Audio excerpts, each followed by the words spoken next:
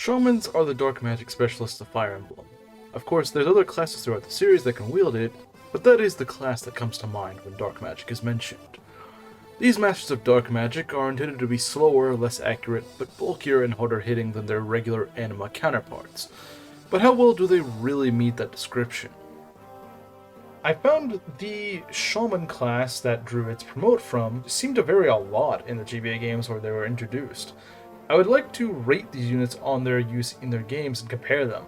Also, I want to specify, I'm rating these units that start as Shamans, not units like Nime for FE6 who are pre-promoted. Her main use is just her high staff rank, no one actually uses her as a combat unit. Or Peleus from Radiant Dawn, who isn't even usually available for most players normally, as he's just a New Game Plus type of recruit unit. Lastly, Owen can become a Shaman, but it's not really his canon class or even his intended promotion. With those exceptions out of the way, let's talk about these Shamans. Looking at FE6, this is the only game where we have two Shamans. The first Shaman we have in Fire Emblem is Ray. Ray is the twin brother of Lu, one of your anima mages. The family resemblance should be pretty clear. Intelligent Systems really just took Lu and made him mad and called her a different character. But whatever. Anyway, while Lu is a relatively fast anima mage, Ray is kinda slow, though not really that slow. But he starts out kinda underwhelming. He joins in Chapter 12, the last required map of the Western Isles. He's one of those recruitable enemies that don't really get harmor bonuses, or he doesn't at all, I should say. And honestly, he could kind of use that buff. I mean, these stats are not great. They're not bad, but they're not great. And they could use a little bit of a buff, in my personal opinion. That being said, though, he does get plenty of chances to do decent chip damage or even get kills that are left for him. Just keep in mind, those chips or kills aren't guaranteed with Dark Magic's shaky hit rates, double with FE6's worst hit rates in general. He's definitely usable, but I'd highly recommend supporting him up with Lu as they make a solid team and it fixes up his shaky hit rates. Ray should, after a little bit of help, be able to get going and stay going. He becomes a relatively alright unit post-promotion. He is marginally bulkier than his brother, but it's hardly noticeable at all. I realize I'm just making Ray sound kinda bad, but believe me, he's really not, especially compared to his later counterpart. Sophia makes Ray look like an S-tier unit. She joins 2 chapters later with worse bases, so already off to a bad start. For those of you unfamiliar with FE6, you may ask, why, how much? Worse, how much? Worse as in, would be bad even if she joined in chapter 1, worse. Yeah, and mind you, this is chapter 14, this is mid-game. This is where your best units could have easily reached level 20 and promoted. And she's here, level 1, unpromoted. You might think she might benefit from joining in a desert map since mages have good movement in the desert, but in her case, the only benefit of that is just being able to get to safety on her own in most instances. Of course, she's never really safe, there's still those enemy flyers out and about, and there are enemy wyverns on that map, as luck would have it.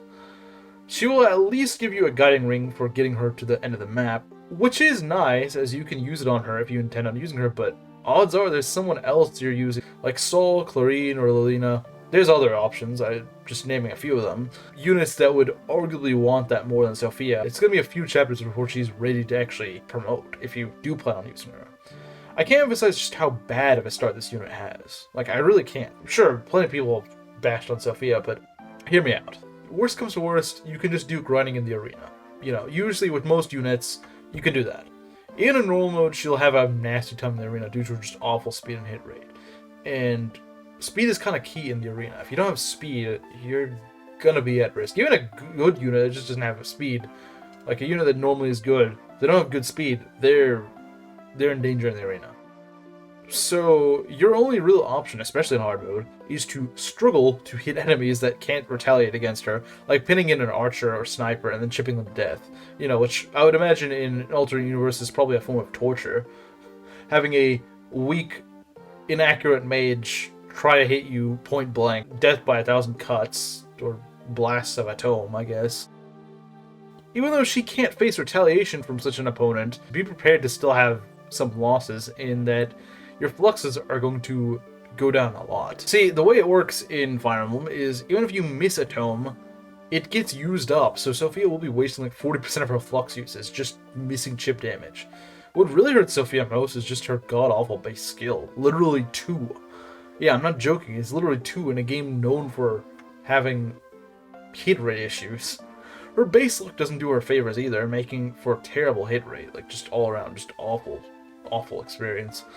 Only thing she's got a good chance to hit is things like armors, and even though she won't really be doubling at base, leveling up her skill and luck is really what she needs to actually get to the hitting threshold.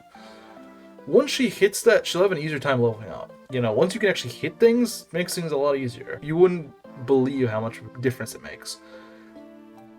If you're dead set on training her, consider stat boosters, especially secret books and goddess icons.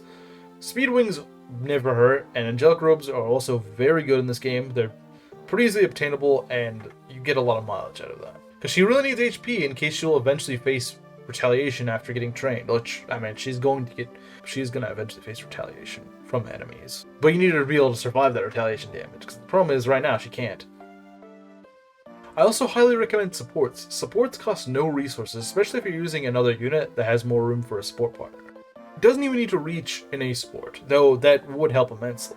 A good choice is to support her up with Roy. You're always stuck fielding Roy, and he kind of sucks too, so they're probably just going to be close near each other anyway.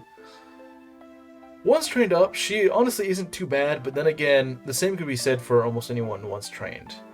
She's probably on average the second most glass cannon mage of the game after Lilina.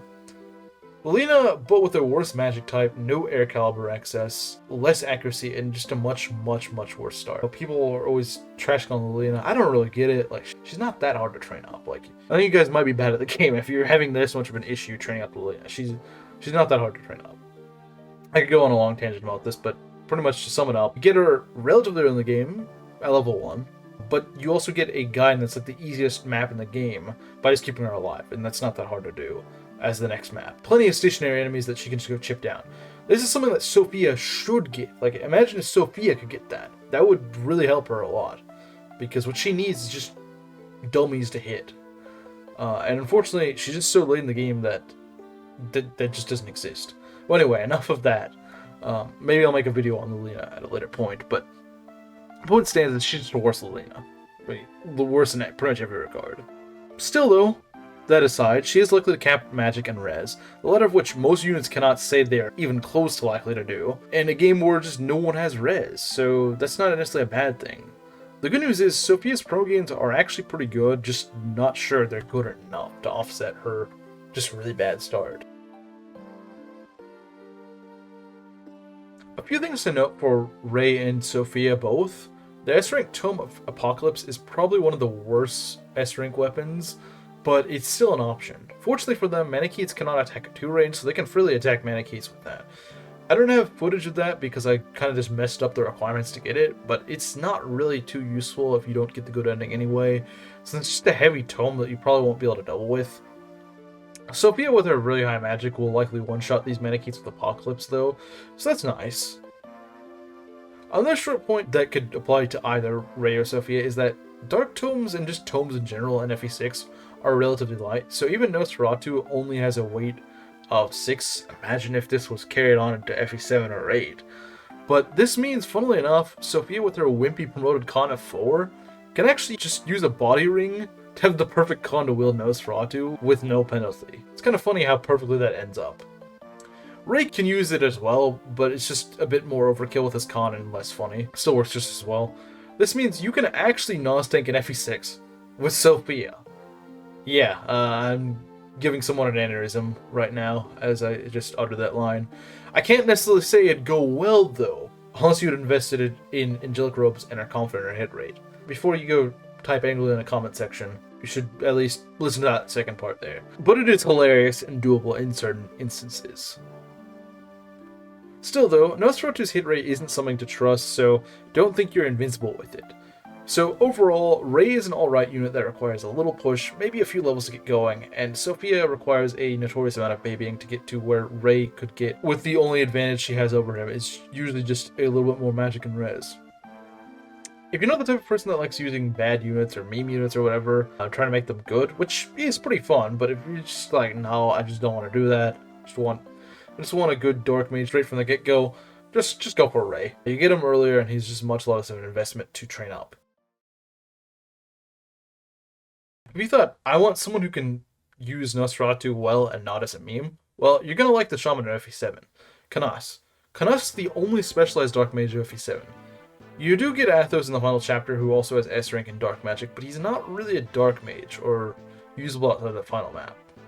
You get Kanas in a Gaiden chapter. That's right, you have to unlock a Gaiden map to recruit the only unit of a class. Fortunately, the Gaiden just requires keeping one green unit alive and whereabouts unknown. Kanas is recruited at the port of Beidon. He has very meh bases in my opinion, but they're similar to Ray's. Unlike most units in FE7, Kanas' promo gains are arguably very good. He has plus 4 attack speed in the form of 3 speed and 1 con. FE7 and 8 drastically nerfed tomes in making them much heavier, but also buffed their hit rate in exchange. However, despite the boost in speed from promotion, he gets no magic at all. His magic growth is only 45%, it's not great, and can definitely get screwed. While many people argue to early promote for that speed, and honestly that's a good point, you do lose out on several cheaper levels. He could get that magic that he really wants. He wants that magic so badly because, bar Athos, he is the only other unit that can use the FE7 variant of Luna. A tome that completely negates res. In other words, your damage equals your magic stat. But it also has high crit, and something that a lot of people don't talk about, its hit rate is actually really high. Especially for a dark tome. It has like 100 hit at base, which is mind-boggling for a dark tome. Especially one as busted as this. Like, it has no having this hit if it's gonna have that crit rate for negating your res stat entirely. That's just, yeah, no wonder people say it's broken, because yeah, that is a broken tome, but you do want someone who can actually use it properly. However, Luna isn't really that scary if you're doing something like 12 damage because your Kanas just thought it'd be funny to not level magic, which can certainly happen. Because I didn't do Lin mode and played Hector hard mode only, where there's just no magic stat boosters, and mind you, those are just energy rings, I believe, so it's not energy drop and spirit dust. No, those don't exist in GBA. So magic and strength stat boosters are shared in one item, and there's none of them in Hector hard mode. None at all. If you don't play Lin mode, that's it. If you're screwed in your magic or strength stat, sucks to suck. Because intelligent systems just never thought it'd be possible for you to get screwed in a stat. What? Getting screwed in a stat? That's not possible. Surely no one will ever get screwed in a stat. Nope. Anyway, enough of me ranting about that. I did the next best thing. I gave him the Athos drops, which boosts a unit's growth by 5%. Because really, Kanas' growths are very shaky, and boy did it pay off. Now fortunately, my Kanas did actually level his magic quite a bit before and after promotion, but his levels really sucked besides that until I promoted him and gave him magic eye drops. But he leveled almost no speed until promotion. Like I said, that instant promotion for speed argument is not a bad one. And mind you, this is coming from a guy that hates early promotion. Like I hate promoting before level 20. I almost never do it, to the point of ridiculousness. And even I think this is actually an instance where I can see the argument for it. Like I really can. But like I said, do mind that you forfeit chances to get your Luna boss killing capabilities. Now Kanas does have some bulk. Even with Draco Shield might go a long way. His res will normally be very high anyway, and FE7 loves throwing low quality cannon fodder you want to enemy phase. For this reason, Kanas is really good, and for the instances of facing heavy physical hitters, that's where Nosferatu can come in handy. Promoted Kanas does lose 6 attack speed from Nosferatu, but I found giving him the body ring to help a lot since Luna also slows him down by 4 speed, so you might as well. He gets a lot of mileage, maybe the most out of any unit in that game with the body ring. His weapons are just so heavy, and so I find it just be better on Kanas, personally. Keep in mind, even on Hector hard mode, enemies are pretty slow. I found the non-tank Kanas strat to work wonders in Kai of Destiny with all the mixed magic and physical enemies. Kanas probably wants a support partner, but is nowhere near as dependent on one as his predecessors in FE6 are. But unlike his predecessors who are made decent with it, he can really juggernaut with it. Have him an A-support with someone, he'll work wonders. Because he's actually fairly dodgy on a forest style. You know, he ends up getting relatively dodgy, so not only is he kind of bulky, he's also got a lot of avoid, and that makes for a really good unit on the front lines. Now, people mostly like Kanas for Luna, for the final boss, which is just a random fire dragon. And I feel like he's kind of overrated here, since Athos can also just use Luna and has cap magic up 30 at base. He will always do 30 damage with Luna. Kanas would need to cap his magic to do that much. unless he's absurdly fast and can actually double the dragon, which again, you have to be pretty lucky for. Canas, under the perfect scenario of having cap magic and enough speed to double, could do exactly 1/2 of the dragon's health in one round of combat, and potentially one round if he gets one crit. As funny as that is, I think using him just for the dragon is a dumb argument, since Athos just does a better job than Canas and requires zero investment whatsoever. Just hand him a Lunatome, like as soon as you get him. That's all you have to do. With Canas, you have to go, hope he doesn't level terribly, promote him, you gotta use a guiding ring for him, you gotta go put all that investment of EXP and money into him. Athos, you get for free in the last chapter. Great stats out of the blocks, just hand him a Lunatome. So I think it's a really stupid argument to say, oh, but Luna on the dragon. Like, yeah, Luna on the dragon is great, and it does by far the most damage, but like, saying that's his main shtick is doing that, I think is a huge disservice to Canas, in my personal opinion. And no one ever talks about the fact the rest of the game, where he's actually just not a bad frontliner with reliable 1-2 range. In conclusion, Canas definitely fits the mold of bulky, hard-hitting magic user, so he definitely does fit what they're supposed to be. Now for our last shaman. Noel of FE8 is unlike pretty much all the other shamans. You get him pretty late, chapter 15. Like Sophia's join map is a desert map. Fortunately, keeping him alive on this is much easier to do. Though, looking at the stats, this man has 0 luck. In 2 defense. Yeah, if this isn't a sign of battling's not this guy's thing, let his growth guide you. The weird thing is, offensively, he can do alright. Like, I found him to be decent at killing enemies. He can't do well in an enemy phase game, because, again, he has no luck and hardly any defense at all. Like, at least Canas and Ray, they had some defense. It wasn't like a lot, but it's at least enough that you could take a hit and be okay. With this, I mean, were FP8 enemies kind of dangerous at all? Like, on par with some of the other games, he could just get one shot. Fortunately, FP8 enemies are pretty weak, but still, he's not good. I mean, like, you could make him a druid and get anima and staves, or you could make him a summoner, which pretty much is just free from his lousy stats. Pretty much, summoner can have 0% growth and fulfill its purpose. And how is that a bad thing? Like, that's always good. Being able to be immune from RNG. That's always nice. Summoner doesn't get anima magic, but it still does get stave. So in case you really want another staff user, hey, he can do that. So what does a summoner do? It creates generic cannon fodder with garbage stats and dies in one hit. But it means it's a good decoy, so that your frail dancer or mage doesn't get one shot by that nearby enemy. And yes, enemies do prioritize going for that unit. If they can hit, because usually the AI looks for seeing a kill. Also, which is probably like the least risky thing to attack. If they see a guy with garbage stats that they can easily kill, they're going to go for that. So they're pretty much always just going to go for the decoy. But of course, it only survives one hit. Though, in my run, it did dodge a few times, but that was just getting lucky. And of course, it's going to waste enemies' turns if it dodges. The problem is, you usually don't have instances where you're better off pulling an enemy and not just killing them on enemy phase in FE8. If this were FE6 or Fates or Shadow Dragon or something like that, this would be great. This would be an amazing class. S tier class, on par with the Dancer. It'd be like that. Yet for some weird reason, Intelligence System just put it in FE8. I don't know why. It seems like a genuine waste to do that. The problem is it just kind of reduces Summoner to just being a kind of class that's just more fun to mess around with than actually being needed or useful. The Phantom Soldier can soak up Siege Tomes, which is really the biggest niche it really has. No one likes taking Siege Tomes. No one likes dealing with those. They're just a dumb mechanic. But fortunately, this can absorb those, such as the one in Chapter 16, as well as the Shatter Shots of the final chapter's enemies. But in some maps, the whole gimmick is just almost entirely unnecessary and useless. Honestly, where was this guy in Ephraim route with the Selena bolting map? Like, that would have been nice. Or even like the Phantom ship. Like, that could have been nice for pulling the boss, because that boss is pretty scary. That's one of his other problems. It just joins too late. Why chapter 15? Like, the game is like the shortest game in the series. You have him join with just a few chapters left. Why? Why even bother putting him in the game? And he's also just in the wrong game to really be good.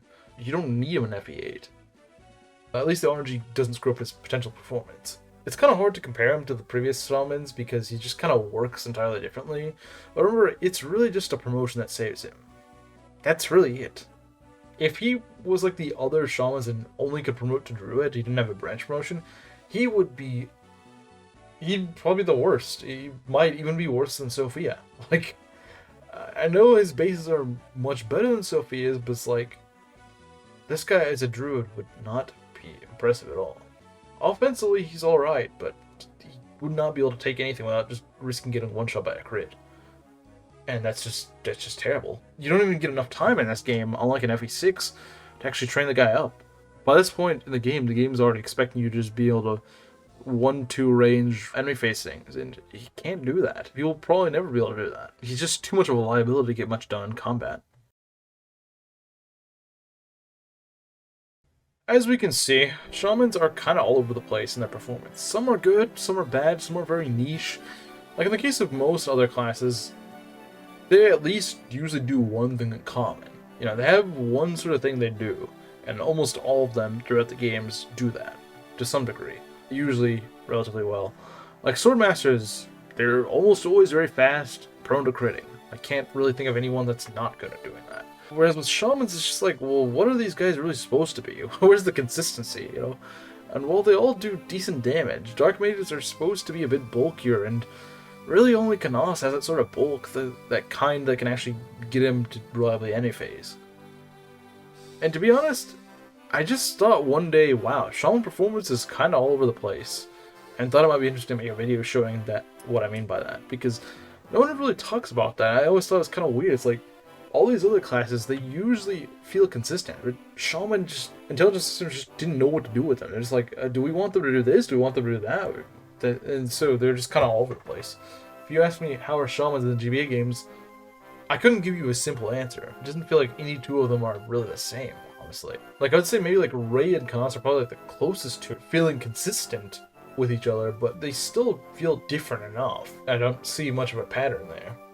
So I actually went through the trouble of replaying the 3 GBA games and using the shamans. If you made it through my rambling, like, this is gonna be a long video. Thank you, and see you next time, which will hopefully be less of a gap than this video was from my last final video. I'll see you guys then.